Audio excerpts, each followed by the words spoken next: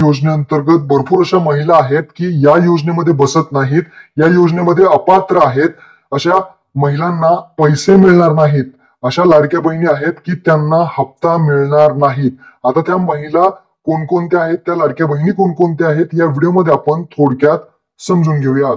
तर लाडक्या बहिणींनो, तुम्ही इथे पाहू शकता, या महिलांना लाडक्या बहिणीचे पैसे येणार नाहीत, लाडक्या बहिणी योजनेचे पैसे मिळणार. अशा कोणकोणत्या महिला आहेत ते समजून घ्या.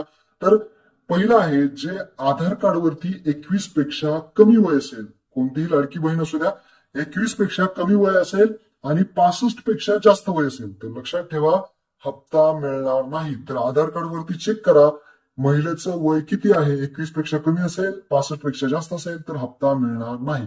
दुसरं आहे इन्कम टॅक्स रिटर्न.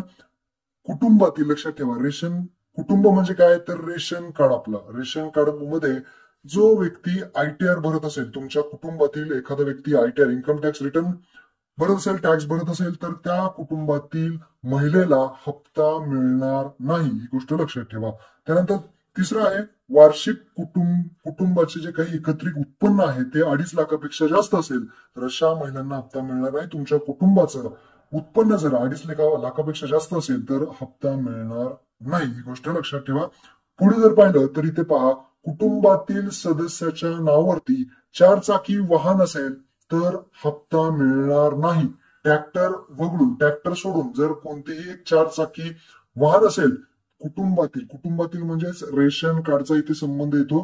तर रेशन कार्ड मधील कुटुंबातील 4 चाकी वाहन जर कोणाकडे असेल तर त्या महिलेला, त्या कुटुंबातील महिलेला हप्ता मिळणार नाही. त्यानंतर संजय गांधी निराधार योजना असेल, तसेच तहसील मधील कुठल्या दुसऱ्या योजना असतील, त्या योजनेअंतर्गत जर 1500 पेक्षा जास्त जर तुम्हाला हप्ता कुठे मिळत असेल तर तुम्हाला लाडकी बहीण योजनेअंतर्गत हप्ता मिळणार नाही. पुढचं आहे PM किसान आणि नमो शेतकरी योजना आहेत. PM किसान योजना आहे, नमो शेतकरी योजना आहे, त्या महिलांना हप्ता मिळतो, शेतकऱ्यांना हप्ता मिळतो. तर त्यांना तिथे फक्त 500 रुपये लाडकी बहीण योजनेअंतर्गत येतील, ही गोष्ट लक्षात ठेवायची आहे. फक्त 500 मिळतील, बाकीच्या योजनेअंतर्गत मिळतात. त्यामुळे तुम्हाला जो काही फरक आहे तो 500 रुपये फरक तुम्हाला इथे मिळणार आहे.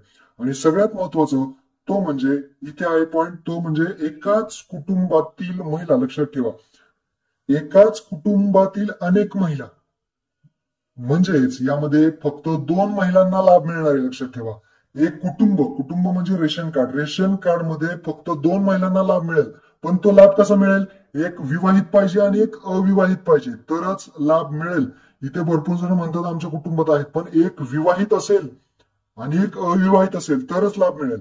आता एखादी अविवाहित महिला जर नसेल तर फक्त विवाहित महिलेला लाभ इथे मिळणार आहे. तर इथे पहा, जसं की अविवाहित महिला जर नसेल तर फक्त एकाच विवाहित महिलेला लाभ मिळेल, ही गोष्ट लक्षात ठेवा. भरपूर जणांचं कन्फ्युजन होतं, अविवाहित महिला नसेल तर फक्त एकाच महिलेला, विवाहित महिलेला इथे लाभ मिळेल असं सांगण्यात आलेलं आहे.